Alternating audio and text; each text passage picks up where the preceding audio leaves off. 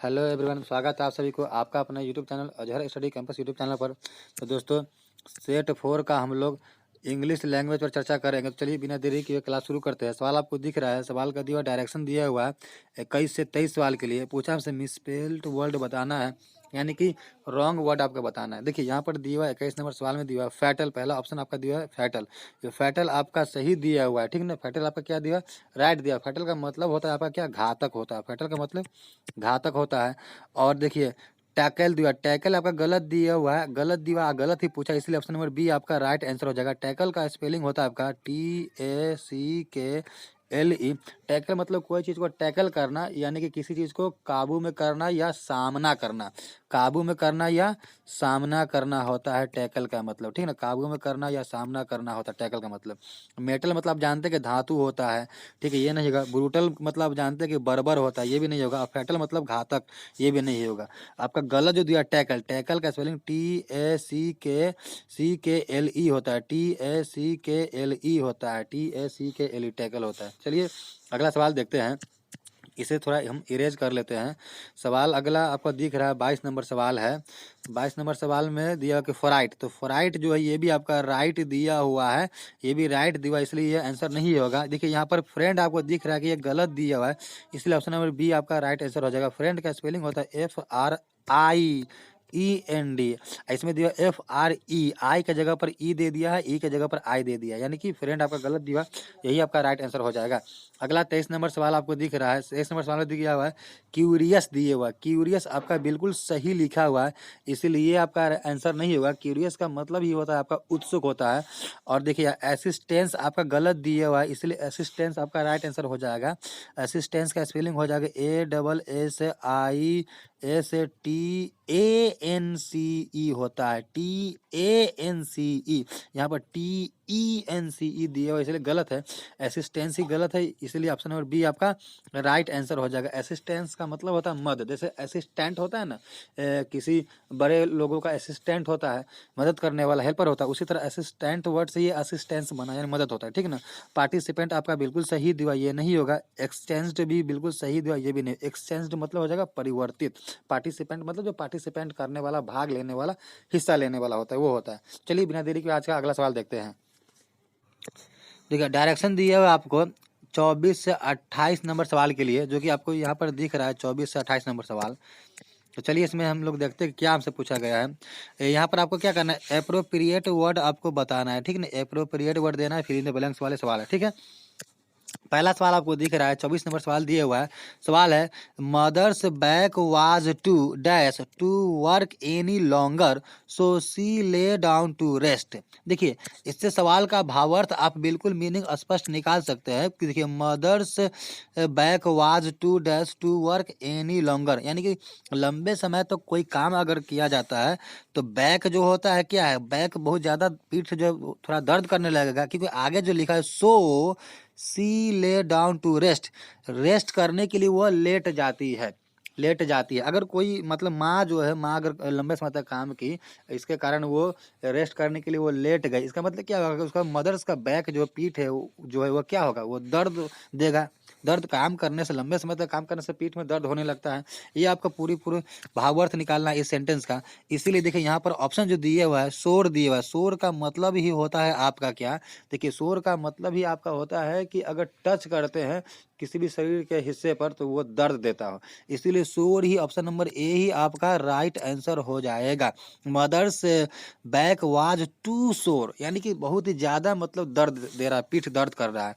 To work any longer so she lay down to rest, यहीं पर आपका exact यही इसका मीनिंग बनेगा, यही शोर, SORE शोर आपका यहाँ पर राइट एप्रोप्रिएट वर्ड हो जाएगा। सिक मतलब होता है बीमार, ये नहीं होगा। शोर मतलब ये वाला SOUR शोर मतलब ये खट्टा होता है, ये नहीं होगा। सॉफ्ट मतलब मुलायम, ये भी नहीं होगा। देखिए सिक माने बीमार, शोर माने खट्टा, सॉफ्ट माने मुलायम, BCD ऑप्शन ये तो बिल्कुल नहीं होगा, इसलिए SORE होगा। यानी ऑप्शन एलिमिनेशन मेथड से भी आप राइट आंसर लगा सकते थे, SORE शोर। इसका मतलब ही होता है कि किसी शरीर के अंग पर टच करने से वो दर्द है। तो मदर अगर लंबे समय तक काम कर रही है जिसकी वजह से वो रेस्ट करने के लिए ले डाउन हो रही, मतलब लेट जा रही है, इसका मतलब उसका पीठ जो है मतलब दर्द दे रही है उसका पीठ में, तो यही आपका ऑप्शन नंबर ए ही आपका एप्रोप्रिएट वर्ड होगा, राइट आंसर हो जाएगा। चलिए अगला सवाल देखते हैं। सवाल आपको दिया हुआ है, 25 नंबर सवाल है। पूछ रहा है कि War and Peace is a dash written by Leo Tolstoy. देखिए वार एंड पीस एक बुक है, पुस्तक है, ठीक ना। तो War and Peace is a book written by Leo Tolstoy होना चाहिए था, लेकिन ऑप्शन में आपको बुक कहीं पर दिखेगा ही नहीं। तब यहाँ पर एप्रोप्रिएट वर्ड आपको चुनना होगा। देखिए War and Peace is a dash written by Leo Tolstoy. क्या नोटेबल होगा? नहीं होगा। डिस्टिंग्विश्ड होगा? नहीं होगा। सेलिब्रेटेड होगा? नहीं होगा। वार एंड पीस एक बुक है, अगर बुक नहीं दिया तो War and Peace is a master piece होगा। वार एंड पीस एक मास्टर पीस है जो लिखा गया है लियो टोल्स्टॉय के द्वारा लिखा गया है, यानी कि मास्टर पीस यहाँ पर आपको एप्रोप्रिएट वर्ड हो जाएगा। War and Peace is a master piece, यही आपका एप्रोप्रिएट वर्ड होगा। चलिए अगला सवाल देखते हैं। 26 नंबर सवाल आपको दिया हुआ है। सवाल है द सिचुएशन बिकम, गौर से सवाल को पढ़िएगा। The situation become dash after the scuffle. देखिए स्कफल मतलब हाथापाई, स्कफल का मतलब ही होता है हाथापाई होता है, हाथापाई होता है, ठीक ना। स्कफल का मतलब क्या हो जाएगा? हाथापाई होता है। सवाल आपसे दिया हुआ है, पूछा हुआ है सवाल में आपसे कि दिया कि the situation become dash after the scuffle between the farmers and the police, यानी फार्मर्स और पुलिस के बीच में हाथापाई होगा तो सिचुएशन कैसा बन जाएगा? सिचुएशन कैसा बन जाएगा? स्मूथ? बिल्कुल नहीं। उदासी? नहीं। कोई गमगीन वाला बात थोड़ी होगा जो उदासी होगा, कोई हंसी वाला तो नहीं हो जो फनी होगा, सीरियस हो जाएगा ना। ऑप्शन नंबर बी आपका राइट आंसर हो जाएगा। सीरियस मतलब सिचुएशन क्रिएट हो जाएगा वहां पर। यहाँ पर क्या हो जाएगा? अगर पुलिस और फार्मर्स के बीच में अगर स्कफल हो रहा है, हाथापाई हो रहा है, तो सिचुएशन कैसा हो जाएगा? स्मूथ, सैड, फनी नहीं होगा, सीरियस हो जाएगा, ठीक है ना। इसलिए ऑप्शन नंबर बी आपका एप्रोप्रिएट वर्ड हो जाएगा। ऑप्शन नंबर बी आपका राइट आंसर हो जाएगा, सीरियस, जो कि आपको यहाँ पर दिख रहा होगा। हम थोड़ा इरेज करके बताए थे। ऑप्शन नंबर बी में आपको दिया हुआ है इसका सीरियस दिया हुआ है, इसलिए ऑप्शन नंबर बी आपका राइट आंसर हो जाएगा। चलिए अगला सवाल देखते हैं। 27 नंबर सवाल आपको दिया हुआ है। 27 नंबर सवाल में पूछा है, दिया हुआ है, सवाल दिया हुआ है कि it is believed that physical exercise is dash for किसके लिए? For creating a balance between the body and the mind. Body और माइंड के बीच में बैलेंस क्रिएट करने के लिए फिजिकल एक्सरसाइज क्या है? तो फिजिकल एक्सरसाइज आपका जरूरी है, अनिवार्य है, आवश्यक है। इसीलिए राइट आंसर आपका यहाँ पर हो जाएगा। देखिए डिमांडिंग नहीं होगा, फोर्सफुल बिल्कुल नहीं होगा, इंक्रीज तो होगा ही नहीं। देखिए डिमांडिंग, फोर्सफुल, इंक्रीज तो होगा ही नहीं, यही से हट गया। अगर इसेंशियल का मीनिंग भी आप न जानते हैं तब भी आप राइट आंसर लगा सकते हैं, ठीक ना। यहाँ इसेंशियल ही आपका हो जाएगा राइट आंसर। इसेंशियल का मतलब ही होता है अनिवार्य या आवश्यक, अनिवार्य या आवश्यक होता है। यानी कि देखिए यहाँ पर देखिए it is believed that physical exercise is essential for creating a balance between the body and mind. Body and mind के बीच में बैलेंस क्रिएट करने के लिए फिजिकल एक्सरसाइज क्या इसेंशियल है, जरूरी है, अनिवार्य है।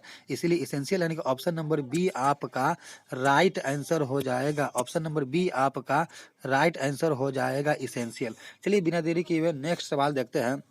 28 नंबर सवाल आपको दिख रहा है स्क्रीन पे। 28 नंबर सवाल पूछ रहा है दिए हुए सवाल में कि the novel presents a theme of betrayal in a dash manner. देखिए नोबल प्रेजेंट्स की बात कर रहा है, उत्तम प्रेजेंट्स की बात कर रहा है। Novel presents a theme of a betrayal in dash दिए हुआ है, इन डैश मैनर दिया हुआ है।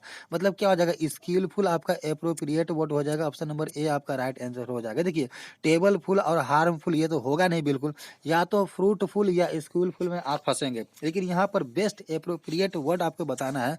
सबसे बेस्ट वर्ड आपका हो जाएगा इस सवाल के लिए कि the novel presents a theme of betrayal in a skilful manner हो जाएगा। क्या हो जाएगा? स्किलफुल मैनर हो जाएगा, यानी कुशल तरीके से, ठीक ना। अगर कोई चीज़ हम अच्छे तरीके से प्रेजेंट करते हैं, एक अच्छे थीम बताते हैं कोई, तो वहाँ पर क्या होगा? स्किल अगर आपका अच्छा खासा है तो आप बता सकते हैं। फ्रूटफुल मतलब क्या होता है कि फ्रूटफुल मतलब होता है कि हमें प्रॉफिट हो गया, फ्रूटफुल हो गया, लाभ हो गया।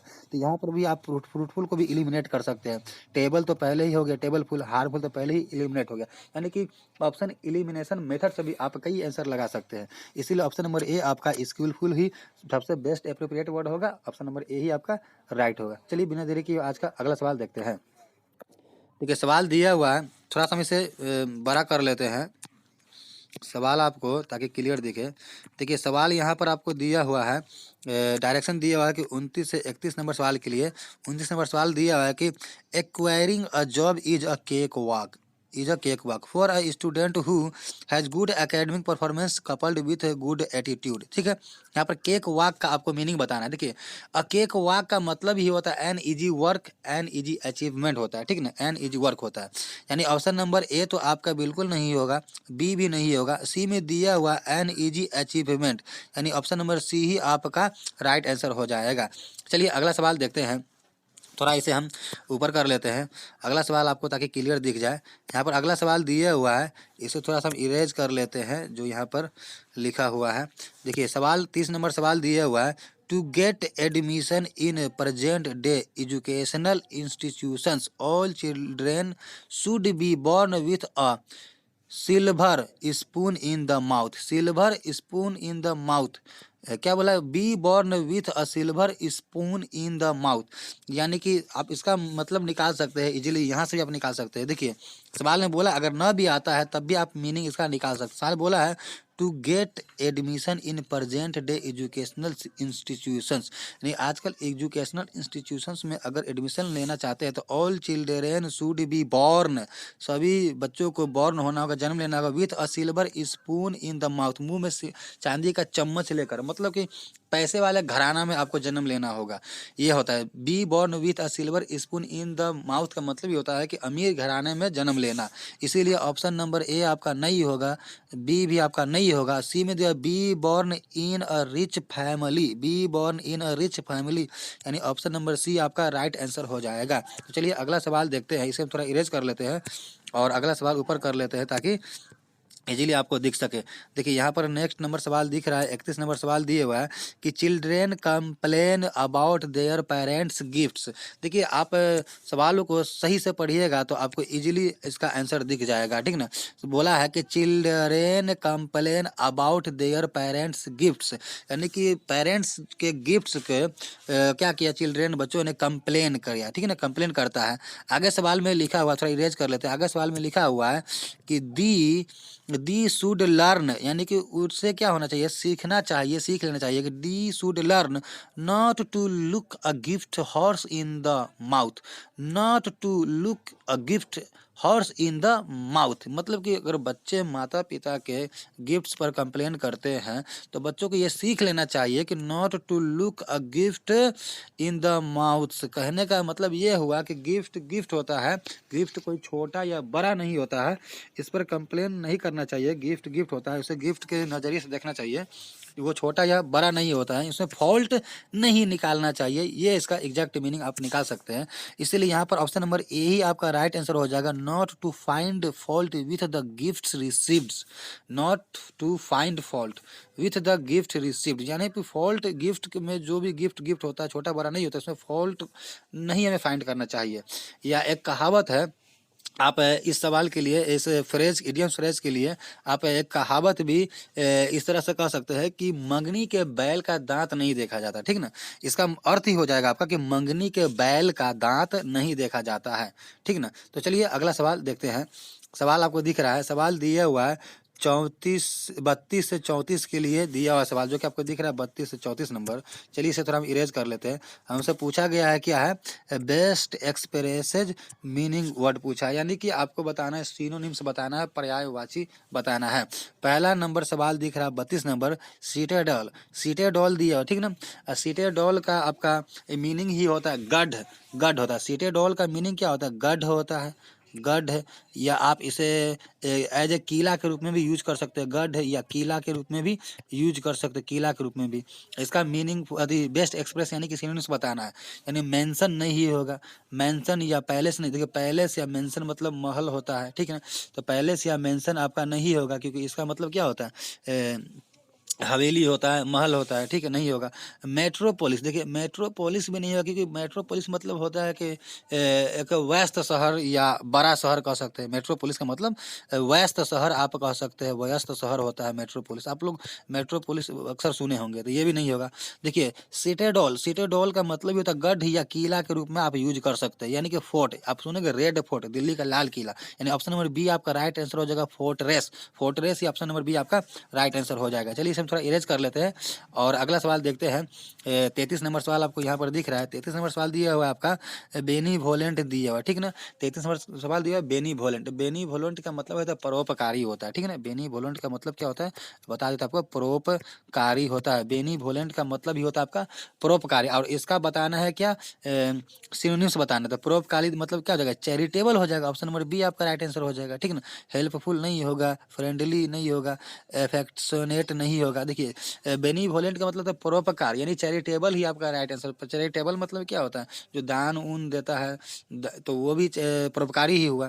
तो यही आपका राइट आंसर हो जाएगा। चलिए नेक्स्ट सवाल देखते हैं, इसे थोड़ा हम इरेज कर लेते हैं। अगला सवाल दिख रहा है आपको 34 नंबर, एकूमेन। एकूमेन का मतलब देखिए, एक्यूमेन का मतलब आपका होता है एक तरह से इंसाइट हो जाएगा। जैसे इंसाइट मैं आपको बता देना चाहूँ कि एक्यूमेन का मतलब प्रॉपर क्या होगा। देखिए हिंदी में अगर इसे बोलना चाहे तो ये हो जाएगा दक्ष होता है, ठीक ना। एक्यूमेन का मतलब दक्ष है, या आप ऐसे भी कह सकते हैं कि एकदम तेज कुशल बुद्धि कह सकते हैं, ठीक ना। दक्ष या कुशल बुद्धि भी आप कह सकते हैं, ठीक। दक्ष यानी कुशल बुद्धि कह सकते हैं, ठीक ना। यहाँ पर वो हो जाएगा फिजिकल भी और मेंटल भी हो जाता है, ठीक है ना। एक्यूमेन का मतलब ही होता है कि एक मतलब दक्ष है, कुशल है, फिजिकल और मेंटल दोनों तरीके से मतलब सक्षम है। जैसे कि अगर मान लें आर्मी में भर्ती होता है तो वहाँ फिजिकल एकदम कुशल होना चाहिए आप, और मेंटल भी कुशल होना चाहिए। अगर मान लो खुफिया विभाग में भर्ती हो रहे हैं आप कहीं पर, किसी देश में या कहीं पर भी, तो आपको फिजिकल भी आप दक्ष होना चाहिए, कुशल भी होना चाहिए, फिजिकल भी कुशल या दक्ष होना चाहिए, और मेंटल भी कुशल या दक्ष होना चाहिए। यही आपका इसका एग्जैक्ट मीनिंग होता है एक्यूमेन का। इसलिए ऑप्शन नंबर बी यहाँ पर आपका इंसाइट राइट आंसर हो जाएगा, क्योंकि इंसाइट का मतलब वही होता है, इंसाइट या एक्यूटी या शार्पनेस होता है, ठीक ना। एक्यूमेन के लिए आप यहाँ पर यूज कर सकते हैं। चलिए मैं इसे इरेज करके थोड़ा बता देते हैं आपको। एक्यूमेन के लिए तो मैंने बता दिया कि फिजिकल और मेंटल दोनों तरीके से आप दक्ष और कुशल होना चाहिए, एक्यूमेन का मतलब होता है। यानी कि यहाँ पर आप इसे एक्यूटी भी कहा जाता है, एक्यूटी या शार्पनेस या इनसाइट होता है, इनसाइट, ठीक है ना। इनसाइट, SIGHT, इनसाइट, यानी ऑप्शन नंबर बी आपका राइट आंसर हो जाएगा। नॉलेज नहीं होगा, नॉलेज मतलब ज्ञान होता है। इंटेलिजेंस भी नहीं होगा, विजडम भी नहीं होगा, ये सब नहीं होगा, ठीक है ना। एक्यूमेन का अर्थ ही होता है फिजिकल एंड मेंटल दोनों तरीके से दक्ष और कुशल होना चाहिए, यानी इनसाइट यहाँ पर बेस्ट आपका सिनोनिम्स हो जाएगा। चलिए बिना देरी के आज का अगला सवाल देखते हैं। देखिए सवाल दिया हुआ है 35 से 37 के लिए दिया हुआ डायरेक्शन पूछा, क्या अपोजिट मीनिंग पूछा, यानी उल्टा शब्द आपको बताना है 35 से 37 के लिए। 35 नंबर सवाल दिया कि डेफामेटोरी, डेफामेटोरी दिया हुआ, ठीक ना। डेफामेटोरी का अर्थ ही होता है अपमानजनक। डेफामेटोरी का अर्थ होता है हिंदी में अपमान जनक होता है, ठीक ना, अपमानजनक। डेफामेटरी का हिंदी में अर्थ होता है क्या, अपमानजनक होता है। क्या इसका उल्टा बताना है। देखिए तो इंसल्टिंग तो इसका सिनोनिम्स हो जाएगा, कम्प्लीमेंटरी भी सिनोनिम्स हो जाएगा, सिलेंडरिंग भी वही हो जाएगा। ये तो आंसर होगा नहीं, ए सी और डी नहीं होगा। देखिए फ्लैटरिंग भी वही होता है, फ्लैटरिंग भी नहीं होगा, लेकिन ऑप्शन नंबर बी में फ्लैटरिंग नहीं है बल्कि अनफ्लैटरिंग दिया हुआ, अनफ्लैटरिंग, इसलिए ऑप्शन नंबर बी ही अनफ्लैटरिंग इसका उल्टा हो जाएगा, अपोजिट हो जाएगा, एंटोनिम्स हो जाएगा, यही आपका राइट आंसर हो जाएगा। तो चलिए अगला सवाल देखते हैं, थोड़ा इसे हम इरेज कर लेते हैं। सवाल नंबर आपका 36 में पूछा है सोमवार, 36 में आपसे सोमवार पूछा है और आपका 4 ऑप्शन दे दिया हुआ है, ठीक ना। और सोमवार का मतलब देखिए, सोमवार का मतलब ही होता है निराशाजनक, या आप इसे फीका के सेंस में भी ले सकते हैं, ठीक ना। फीका भी कह सकते हैं, सोमवार मतलब फीका, या इसका सही मीनिंग हो जाएगा निराशाजनक, निराशाजनक, ठीक ना। निराशाजनक इसका हो जाएगा, ठीक ना। हिंदी मीनिंग इसका हो जाएगा, सोमवार मतलब होता है निराशाजनक होता है। तो इसका एंटोनिम्स के बाद अगर हम करेंगे, देखिए तो बोस्टफुल तो नहीं होगा, डॉलफुल, मोurnफुल नहीं होगा, चीयरफुल। देखिए सोमवार मतलब फीका या निराशाजनक हिंदी है, और चीयरफुल इसका उल्टा हो जाएगा। चीयरफुल इसका एकदम राइट आंसर हो जाएगा। चीयरफुल मतलब चीयर करना यानी खुशी मनाना, चीयरफुल यानी प्रसन्न की यहाँ पर बात हो रहा है, प्रसन्न की बात हो रहा है, खुशियों का बात हो रहा है। तो सोमवार का मतलब निराशाजनक, और चीयरफुल मतलब खुशी, कोई चीज़ अगर हासिल कर लेते तो हम चेयर्स करते हैं, चेयरफुल होते हैं। तो यहाँ पर ऑप्शन नंबर सी इसका उल्टा हो जाएगा, राइट आंसर हो जाएगा। अगला सवाल आपको दिख रहा है, सवाल 37 नंबर दिया हुआ है, उसमें एक वर्ड दिया हुआ फ्रेट, एक वर्ड दिया FRET, फ्रेट एक वर्ड दिया, इसका मतलब ये होता है खींचना या कूदना। खींचना यानी खींचने आया था, मियाज खींच ये ना कहता खिसिया गया यानी खींच आ जाता है, या कूदना, यहाँ पर इसका हिंदी हो जाएगा कूदना, सही हो जाएगा कूदना। ये आप लोग जानते होंगे कि मियाज खिसिया जाता है यानी खींच आ जाता है, तो इसे हिंदी में हम लोग मतलब बोल चाल भाषा में खिसियाना कह देते हैं, तो यहाँ खींच आ जाना नहीं खींचना हो जाएगा, ठीक ना। फ्रेट मतलब क्या हो जाएगा, खींच आना, खींचना, कूदना, ये सब होता है, ठीक ना। इसका एंटोनिम्स पूछा है, तो एंटोनिम्स क्या होना चाहिए, खींच आना या कूदना का होना चाहिए एंटोनिम्स खुश होना, मतलब खुश होना, ये सब होना चाहिए, या आनंद हो जाएगा, ये सब होना चाहिए। तो यहाँ पर देखिए प्लीज एक वर्ड आपको मिल रहा है, यानी यही उल्टा जो प्लीज मतलब ही होता है खुश होना या खुश करना, या इसका उल्टा हो सकता है डिलाइट यानी आनंद हो जाएगा। यहाँ पर बोदर दिया हुआ ये नहीं होगा, डिस्टर्ब दिया हुआ नहीं होगा, क्योंकि बोदर मतलब क्या होता है, परेशानी न करना होता है। बोदर का मीनिंग आपका होता है परेशानी न करना। थोड़ा हम आप बता दें इसका मीनिंग, देखिए बोदर का मीनिंग होता है परेशानी न करना, और डिस्टर्ब मतलब आप जानते हैं, बताने की कोई जरूरत नहीं, परेशान करना होता है। और वरी मतलब भी आप जानते होंगे, चिंता ना करते, डोंट वरी, चिंता मत करो, वरी मतलब चिंता होता है। अब प्लीज मतलब आपका हो जाता है क्या, प्लीज मतलब वही खुश होना या खुश करना। अफ्रेट मतलब होता है क्या, आपको अभी तुरंत बताएं कि खींच आना होता है, खींचना होता है, कूदना होता है, इसका उल्टा खुशी ही होगा ना, इसलिए प्लीज ऑप्शन नंबर ए ही आपका राइट आंसर हो जाएगा। चलिए बिना देरी के आज का अगला सवाल देखते हैं। देखिए डायरेक्शन दिए 38 से 40 नंबर सवाल के लिए, सवाल पूछा है कि बेस्ट, क्या पूछा है, सब्स्टिट्यूटेड गिवन वर्ड पूछा, यानी कि आपको एक शब्दों के लिए अनेक शब्द बताना है, ठीक ना। यहाँ पर आपका सवाल दिख रहा है, 38 नंबर सवाल दिया है कि a doctor who specializes in x-rays and other kind of radiation, यानी कि एक्सरे और अदर काइंड ऑफ रेडिएशन में जो डॉक्टर स्पेशलाइज्ड है उसके लिए एक वर्ड कौन सा होगा। देखिए कार्डियोलॉजिस्ट नहीं होगा, कि कार्डियोलॉजिस्ट होता है हार्ट स्पेशलिस्ट होता है। यूरोलॉजिस्ट भी नहीं होगा, क्योंकि ये यूरिन स्पेशलिस्ट होता है, यानी कि मूत्र मार्ग विशेषज्ञ होता है। नेफ्रोलॉजिस्ट भी नहीं होगा, नेफ्रोलॉजिस्ट होता है क्या, किडनी रोग विशेषज्ञ होता है, ये भी नहीं होगा। देखिए यहाँ पर देखिए रेडियोलॉजिस्ट दिया हुआ, तो ये देखिए kind other kind of radiation या एक्सरे, ये सब क्या होता है, रेडिएशन ही की बात बोले या एक्सरे की बात बोले, वहाँ पर रेडिएशन से रिलेटेड ही चीज़ होता है, वहाँ एक्सरे किया जाता है, ठीक है ना। एक तरह से रेडिएशन ही के थ्रू वहाँ पर एक्सरे होता है। तो जो डॉक्टर स्पेशलाइज है एक्सरे करने में या किसी प्रकार के रेडिएशन में, तो वो option number C right answer हो जाएगा, रेडियोलॉजिस्ट हो जाएगा। उम्मीद करता है आपको बेहतरीन ढंग से ये समझ में आया होगा। तो चलिए अगला सवाल देखते हैं। 39 नंबर सवाल आपको दिख रहा है, सवाल दिया कि a person who wanders from place to place without a home और जॉब। देखिए मतलब कि कोई पर्सन के बारे में बता रहा है, एक ऐसा व्यक्ति, एक ऐसा पर्सन जो place to place without home और जॉब, यानी बिना घर के बिना जॉब के मतलब वो एक जगह से दूसरे जगह अगर मतलब घूम रहा है तो वो क्या होगा। देखिए एक जगह से दूसरे जगह घूमने वाला क्या कहते हैं, घुमक्कर कहा जाता है हिंदी में, इसके लिए घुमक्कर वर्ड सही होगा, घुमक्कर, ठीक ना, घुमक्कर हो जाएगा, ठीक है। हिंदी में इसके लिए आपका हो जाएगा जो प्लेस टू प्लेस, जो बिना जॉब के बिना घर के जो घूमता है उसके लिए घुमक्कर शब्द आपके लिए सबसे बेस्ट वर्ड होगा। देखिए यहाँ पर ट्रूएंट नहीं होगा, क्यों नहीं होगा, क्योंकि ट्रूएंट का मतलब आपको पता होगा, ट्रूएंट उनको लिए यूज होता है जैसे कि कोई ऐसा छात्र, जैसे कि होता है ना कोई कहता है काम चोर, तो काम चोर नहीं है, पर ट्रूएंट का मतलब होता है कि पढ़ाई चोर। स्टूडेंट का मतलब क्या हो जाएगा, स्टूडेंट का मतलब ही होता है पढ़ाई चोर, मतलब वैसा एक कैंडिडेट या छात्र जो स्कूल में हमेशा अनुपस्थित रहता हो या स्कूल से भाग जाता हो, वैसे लोगों का, वैसे छात्र के लिए वर्ड यूज होता है ट्रूवेंट होता है, ठीक ना, मतलब जो पढ़ाई चोर हो। माइग्रेंट मतलब होता है प्रवासी, ये भी नहीं हुआ, मतलब कि कोई ऐसा पर्सन जो काम के लिए एक जगह से दूसरे जगह पर जाता है, ठीक ना, प्लेस टू प्लेस जाता है वर्क के लिए, वो माइग्रेंट होता है। रिफ्यूजी भी नहीं होगा, रिफ्यूजी क्या होता है कि किसी मतलब धार्मिक वजह से, किसी दंगा की वजह से, किसी राजनीतिक कारण की वजह से कोई दूसरे देश से किसी दूसरे जगह देश में जाके रहने रहने लगता है, जो बस जाता है उसे रिफ्यूजी कहता है। यानी यहाँ पर ट्रूएंट, माइग्रेंट, रिफ्यूजी नहीं होगा, यानी ये सब एलिमिनेट हो जाएगा। ऑप्शन एलिमिनेशन मेथड से भी आप राइट आंसर लगा सकते हैं। यहाँ पर ऑप्शन नंबर बी आपका राइट आंसर हो जाएगा, वैगाबॉन्ड हो जाएगा। वैगाबॉन्ड का मतलब ही होता है आपका घुमक्कर। वैगाबॉन्ड का मतलब ही होता है क्या, घुमक्कर, जो एक जगह से दूसरे जगह से खाना बदोश। वैगाबॉन्ड का मतलब ये तो घुमक्कर या खाना बदोश होता है, ठीक ना। तो यहाँ पर वैसा पर्सन जो wanders from place to place without home और जॉब, मतलब बिना घर बार का जो घुमक्कर होता है, खाना बदोश होता है, वो वैगाबॉन्ड होता है। यही आपका ऑप्शन नंबर बी आपका राइट आंसर हो जाएगा। चलिए अगला सवाल देखते हैं, इसे हम थोड़ा इरेज कर लेते हैं। सवाल नंबर 40 जो कि आज का आखिरी सवाल है, वो आपको दिख रहा है। सवाल है कि an afternoon performance of a play film और शो, यानी कि दोपहर के बाद का जो भी शो होता है उसे, अगर कोई फिल्म लवर्स होगा तो उसे पता होगा, जो दोपहर के बाद का शो होता है उसे मैटनी शो के नाम से जाना जाता है। मैटनी शो आप लोग कभी ना कभी जरूर सुने होंगे, तो ठीक ना। तो यहाँ पर दिया हुआ है ना कि an afternoon performance of a play film और शो, यानी कि जो दोपहर के बाद या दोपहर का जो शो होता है उसे मैटनी शो कहा जाता है। यानी कि ऑप्शन नंबर सी ही आपका यहाँ पर राइट आंसर हो जाएगा, मैटनी। इसलिए मैटनी ही ऑप्शन नंबर सी आपका राइट आंसर हो जाएगा। तो दोस्तों मिलते हैं नए वीडियो में नए टॉपिक के साथ, तब तक के लिए मस्त रहिए, स्वस्थ रहिए और राइट डायरेक्शन में लगन के साथ स्टडी करते रहिए।